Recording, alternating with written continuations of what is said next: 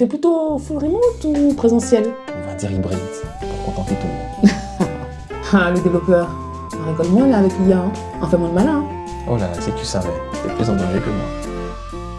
Chaque semaine, on explore un aspect concret de notre vie au bureau. Alors rendez-vous tous les vendredis à 18h30 et ensemble, on décortique, on partage, on progresse. Bienvenue sur le canapé. Bah yeah.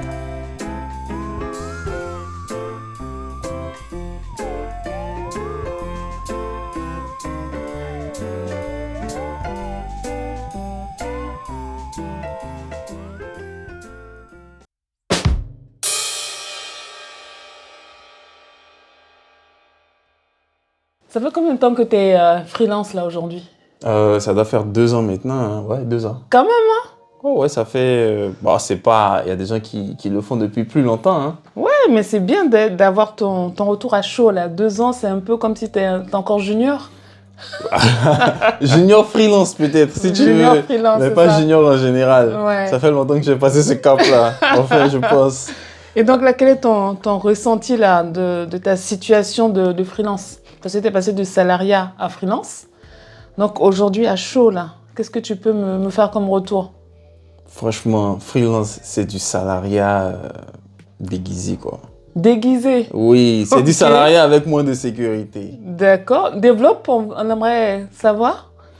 Alors, pourquoi je dis que freelance, c'est du salariat déguisé? Pourquoi? Parce que souvent, et ça je l'ai entendu dans le discours de beaucoup de personnes, Ouais. même de certains amis au moment où ils passaient freelance, pour ceux qui y sont restés, ceux qui finalement sont retournés en CDI, D'accord. c'est qu'on se dit qu'on va avoir plus de temps, qu'on Oui. va avoir plus de contrôle, Oui. qu'on va pouvoir choisir les missions sur lesquelles on veut partir, etc. et ainsi de suite. Mhm. Mais ça, c'est pas pour tout le monde. Ok. C'est pas pour tout le monde. Tu as le choix quand tu es, on va dire, véritablement expert ou quand le marché est très demandeur. Je suis d'accord. Là, en l'état actuel, où la demande, elle est beaucoup moins sexy que la demande qu'il pouvait y avoir Il y a peu de temps. il y a peu de temps. Ouais.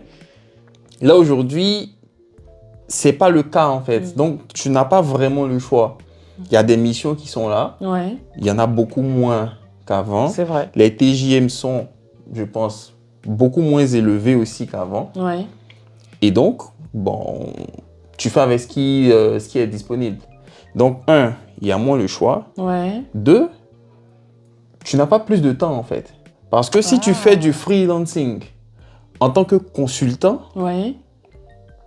il faut se dire que les entreprises cherchent des gens qui vont être présents comme des salariés.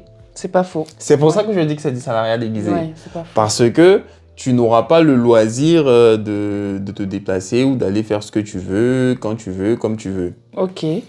L'entreprise attend que tu sois là, présent, 5 jours, peut-être avec un peu de télétravail, de 9 à 18 heures, enfin sur des horaires de bureau classiques.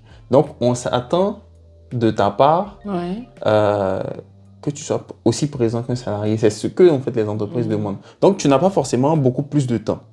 Là, tu te mets dans le cas de figure d'un consultant. Oui, mais c'est ce que la plupart font. Oui, d'accord. C'est ce que Ok. l'essentielle majorité des gens font. Ouais. En freelancing, Ouais. c'est du consulting en C'est fait. pas faux. Donc, présent dans les entreprises, sur des horaires de bureau normal, Mhm. comme un salarié normal.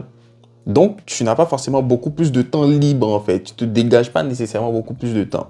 Après, en fonction du TJM et de façon générale, c'est le cas, on va dire, en fonction des métiers. Pour mon métier, en tout cas, c'est le cas. Ouais. Tu vas gagner légèrement à beaucoup plus que ce que tu aurais gagné pendant que tu étais salarié. Ouais. Il faut se dire que c'est à toi de négocier ton TJM, même si tu n'as pas nécessairement tout le temps la possibilité d'imposer ou de donner le TJM que tu voudrais. Ouais. Le marché aussi dicte sa loi. Donc, tu vas gagner un peu plus. Ouais. Il faut savoir quoi faire de cet argent. Parce que si tu t'en sers uniquement pour élever ton niveau de vie et, disons, mieux vivre, Ouais. attention, situation Covid, C'est où compliqué. les marchés, les missions sont annulées et tout, parce qu'il y a des contraintes économiques, surtout en ce moment, la France n'a pas de budget et tout. tu peux te retrouver dans une situation vraiment très difficile. Donc, te bien rejoins. que je dise que ce soit du salariat déguisé, Mm. en fait, il faut se comporter comme un véritable entrepreneur qui est en train de gérer une entreprise. Exact. Et c'est vrai que moi, pour les avoir côtoyés dans le cadre du freelancing, mais consultant, Oui, en fait, moi, ce que j'ai retenu, c'est plutôt la notion d'anticipation. Parce d'accord. que tu avais beaucoup de consultants qui étaient plutôt avec des bons TJM, hein. Mhm. Mais je pense qu'il y a une rigueur qu'il faut avoir dans ce contexte-là qui Ouais, est dans sa primordial. gestion, en Ah fait. oui, parce que tu avais beau avoir des hauts taux journaliers, si tu n'es pas en capacité d'anticiper et d'avoir une certaine rigueur dans ta façon de travailler, dans ta façon de faire, ben à la fin du mois, tu te retrouves très vite à sec. Et Ouais. moi, j'étais sidérée parce que je voyais des consultants qui étaient hyper bien payés, vraiment, Ouais. mais qui nous relançaient à la fin du mois parce que ça devenait compliqué. Tu vois? Mhm. Et je pense que là, c'est un problème, comme tu disais, de gestion. C'est aussi pour ça que je dis que bon, globalement, c'est du salariat. Aussi bien, Ouais. aussi bien du côté... Sans les avantages. Ouais, sans les avantages du salariat, sans la sécurité Sans la sécurité du salariat. plutôt, parce C'est du qu'il y a pas salariat que des sans la avantages. sécurité Ouais, du je suis salariat. d'accord. Ouais. Et c'est aussi bien, cela vient aussi bien de la part des entreprises Mhm. qui, en réalité, veulent des salariés, mais Oui. dont ils peuvent se séparer aussi vite Mhm. que nécessaire. Voilà, Aussi, ouais. c'est ce qu'ils veulent. Mhm. Et aussi de la part des consultants, des freelances, qui, j'ai envie de dire, pour certains, Mhm. ne gèrent pas leur activité comme s'ils étaient en train de gérer une entreprise à part entière. Parce que je pense qu'il y a cette déconnexion-là qu'il faut se faire aussi, je pense, quand tu passes de salarié à consultant, que tu n'as pas forcément dans l'immédiat. Donc, Oui, c'est un travail mais- à faire. C'est un travail, c'est une éducation qu'il faut se faire Voilà, soi-même, de se dire exactement. que quand je suis en freelance, je suis plus salarié, je suis entrepreneur. Exactement. Donc, quand je suis sur une mission, en fait, je suis sur un marché. Mhm. Voilà, c'est moi qui ai le marché, Ouais, je peux le perdre demain. ouais. Quand je le perds, qu'est-ce que mon entreprise, elle devient? Qu'est-ce que je deviens? Mais je pense, peut-être qu'aujourd'hui, il y en a beaucoup plus qui réfléchissent de cette façon-là. Mhm. Dans le temps, je ne sais pas trop, tu me Mhm. diras, Ouais. toi de ton expérience dans les ressources humaines et le recrutement. Mais je pense que moi, j'estime que pour beaucoup, ça a été une carence en fait, parce que on passait juste en freelance Oui. pour gagner plus. Oui. Et donc, Et on va dire travaillait quoi? plus. Voilà, Mm. enfin, gagner plus, c'est surtout augmenter son pouvoir d'achat. Voilà. Mais il n'y avait pas forcément de gestion rigoureuse, disons, des ressources de l'entreprise, en fait, qu'on devient une fois qu'on est freelance. Oui, parce qu'après, une fois que tu es freelance, entre guillemets, tu ne fais plus partie des effectifs de l'entreprise. Oui, Donc, tu es censé te gérer. En fait, l'entreprise te gère comme une entreprise. finalement. exactement. Donc, c'est à toi aussi d'assumer cette charge-là que tu t'impliques. Voilà. Et c'est pour Donc, ça que je dis que, bon, côté des consultants, des Mm. freelances également, c'est aussi un peu du salariat déguisé parce que un certain nombre Mhm. ne gèrent pas leur activité de Ouais. freelance comme s'ils étaient en train de gérer une entreprise. Mais moi, j'ai un autre angle aussi que je voudrais souligner. C'est Dis-moi. également la confiance des entreprises par rapport aux freelances. C'est-à-dire que moi, justement, comme tu me disais dans le cadre de mon expérience, Oui, j'ai eu à recruter des chefs de projet, par exemple. d'accord. Un chef de projet, il peut gérer plusieurs projets en même temps. Oui. Mais quand tu dis ça à une entreprise, Mhm. que oui, je suis chef de projet expert, je sais gérer mon temps et je peux travailler sur plusieurs projets, en fait, ça inquiète l'entreprise. Elle se dit, mais donc il ne va pas être à 100% sur mon projet. Donc voilà, ils sont un peu frileux par rapport à ça. Et moi, de mon côté de RH, tu as le candidat qui me dit, mais en fait, je sais gérer mon temps. J'ai de l'expérience. Donc en tant que chef de projet, je suis en capacité de gérer 2, 3, 4 projets selon la charge de travail que j'ai. Mhm. Donc, tu vois, tu te retrouves là avec un problème comme ça entre les deux entités qui fait que des fois, tu es obligé d'avoir ce rôle-là de consultant salarié parce que tu as besoin de mission et que tu n'as pas forcément envie de perdre ton plus gros client. Tu vois Voilà, ce que mais- je veux dire? Tu vois, mais Donc, t'es un justement, peu je pense que coincé. tu me rejoins. C'est Ouais. que les entreprises cherchent des salariés de façon générale. Mais Sur qu'il le faut métier de édu- consultant, là, ils cherchent des salariés. Qui faut éduquer alors? L'entreprise ou le Non, consultant? j'ai envie de dire que chacun a ses objectifs. Ouais. Au consultant de savoir comment il gère son activité. C'est vrai. Ok, l'entreprise a besoin de quelqu'un qui va être présent à 100%. Mhm. Et en fonction de la charge de travail qui va être confiée là-bas, Ouais.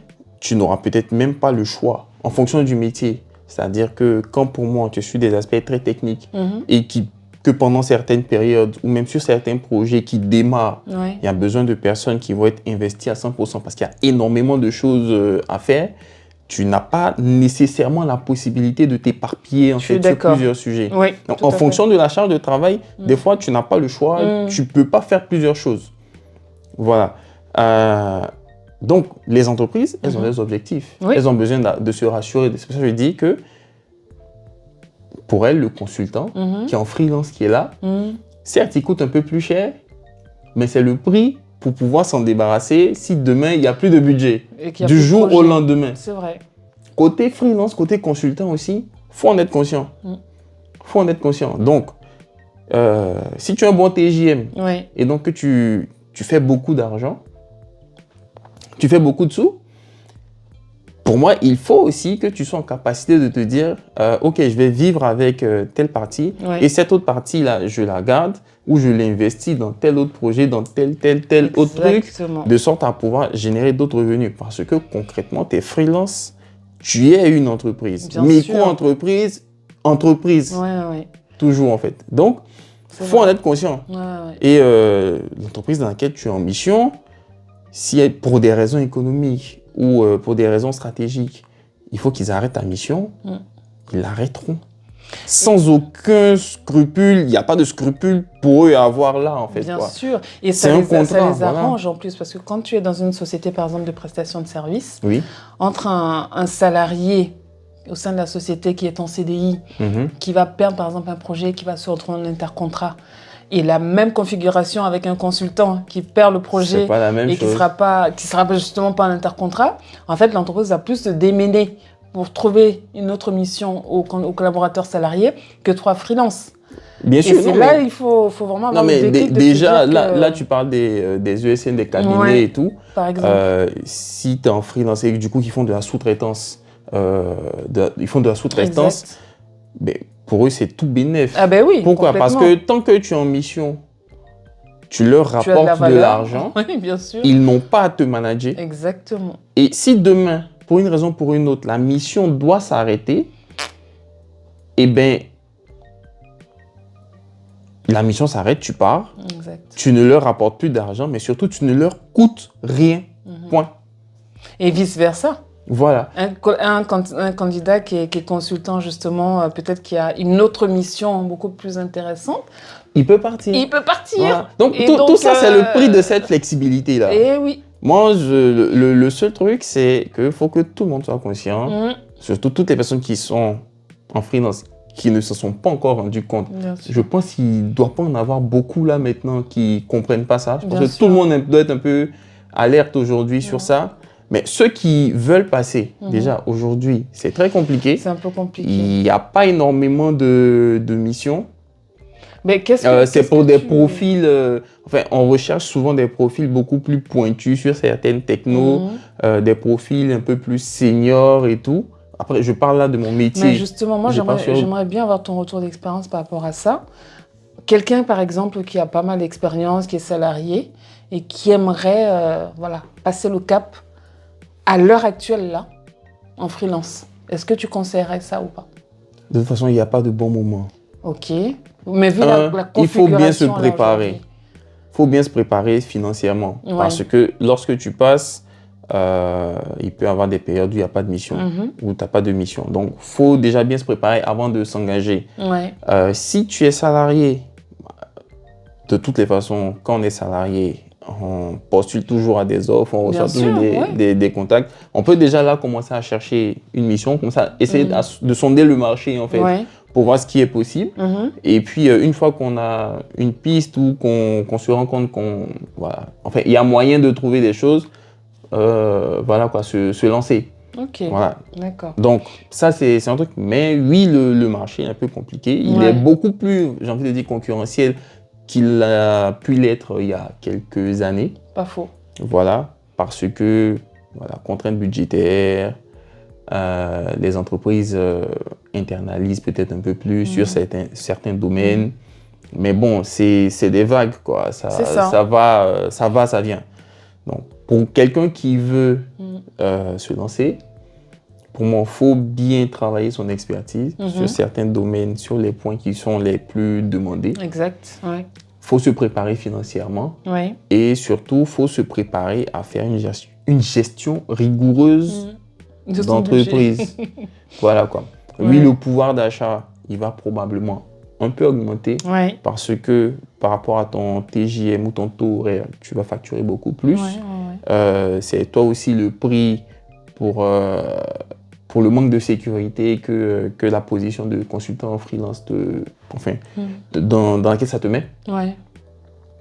Mais il faut savoir aussi que les entreprises sont souvent prêtes à payer ce prix-là parce que demain, s'il y a des problèmes de budget qui ne peuvent plus se permettre d'avoir un C'est un freelance, échange gagnant-gagnant. Donc, ils couperont la mission. Et donc, toi derrière, tout le temps où la mission est courte, il faut être concentré sur l'objectif. Et là, pour terminer, moi, je dirais, aujourd'hui, il ne faut pas aller se mettre en freelance si l'objectif, c'est juste d'augmenter son pouvoir d'achat. ouais. Il faut avoir d'autres projets. Ouais. Et limite, la mission en freelance que tu auras, c'est un peu comme ton produit vache à lait. C'est de là que tu vas sortir tout l'argent, non seulement pour vivre, mais aussi pour alimenter tes autres projets. Que ce soit, je ne sais pas, des projets immobiliers, plein de choses. Il y a beaucoup de choses qui sont possibles, mais moi, je pense qu'il faut se mettre en freelance. Ouais. Aujourd'hui, il faut se mettre en freelance parce qu'on veut gagner de l'argent à investir ailleurs. Je comprends Mais ce que tu pas veux juste pour vivre comme ça, en fait. Il faut se dire que c'est une entreprise qu'on vient gérer, en fait. Il faut avoir un objectif bien précis. Parce que du jour au lendemain, la mission peut disparaître. D'accord. Et comment tu fais justement pour avoir cette rigueur-là dont tu parles? Quels sont tes garde-fous là aujourd'hui pour anticiper et pas... Moi, mes garde-fous, ce sont mes projets. Ouais. On me dit, j'ai d'autres projets. Ok. Mon objectif n'est pas d'être consultant freelance à vie, de façon indéfinie, en fait. Voilà. Aujourd'hui, c'est un bon moyen pour moi de gagner un peu plus d'argent, de sorte à pouvoir continuer de vivre, normalement. Et surtout, investir dans d'autres activités, dans d'autres projets qui m'intéressent. Ok. Donc, c'est plutôt ça l'idée de mon côté. Donc, tant que je reste concentré sur ça, ça va, je ne me perds pas. Ok.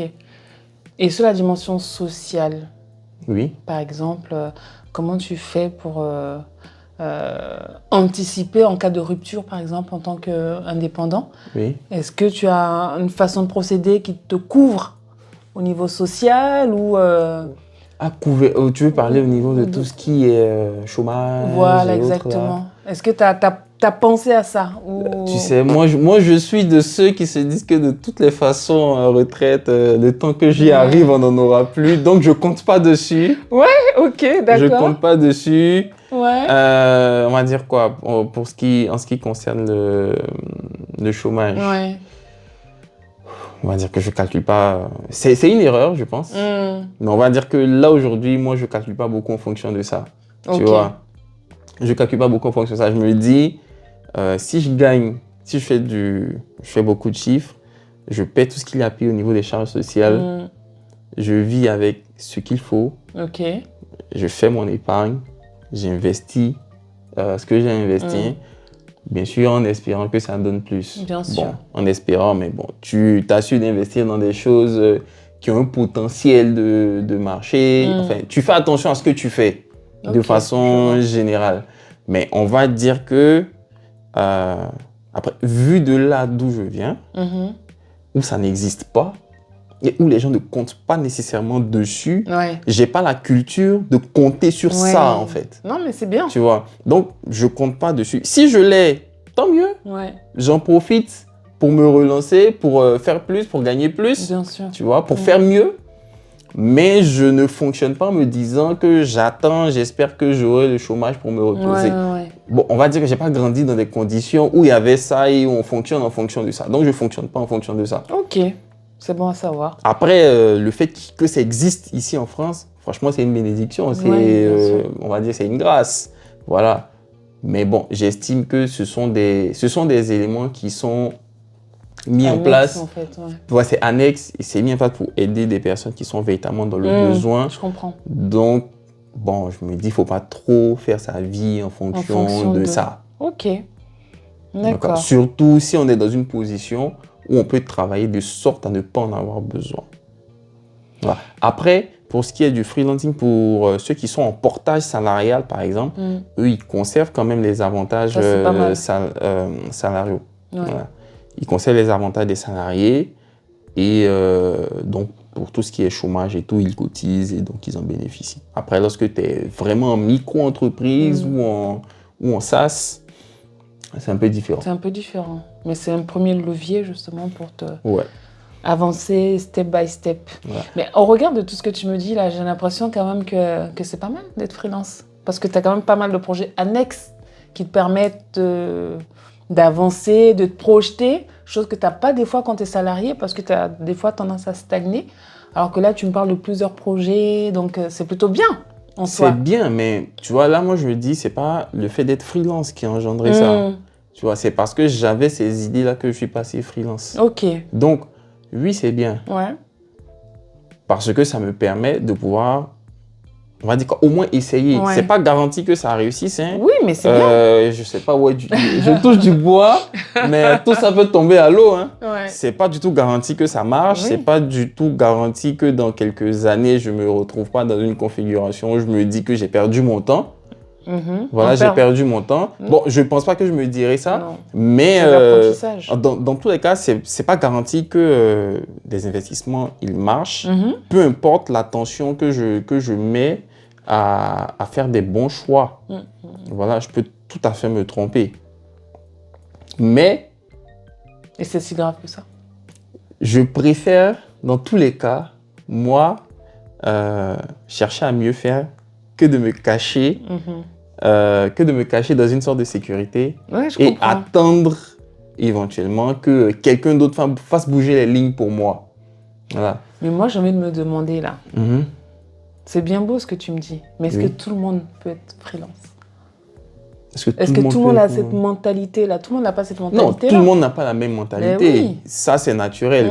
Si tout le monde était pareil sur la planète Terre, ce serait beaucoup trop difficile à vivre. C'est ça, c'est pas donné à tout le monde. Hein. C'est pas donné à tout le monde. Après, je pense que chacun va avoir ses objectifs, chacun va avoir le style de vie qu'il ou elle veut avoir. Je suis d'accord. Et se mettre dans la position qu'il faut. Bah, moi, stagner en entreprise, au bout d'un moment, ça m'aura ennuyé. Je pense que dans ces conditions-là, moi, j'aurais pu déprimer très gravement, en fait.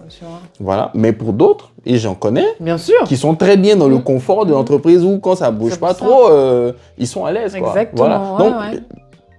Donc c'est vraiment pour moi, ce qui est vraiment important, c'est que chacun sache ce qu'il ou elle veut et que chacun soit conscient de ce que ça va impliquer comme possibilité d'évolution, comme blocage.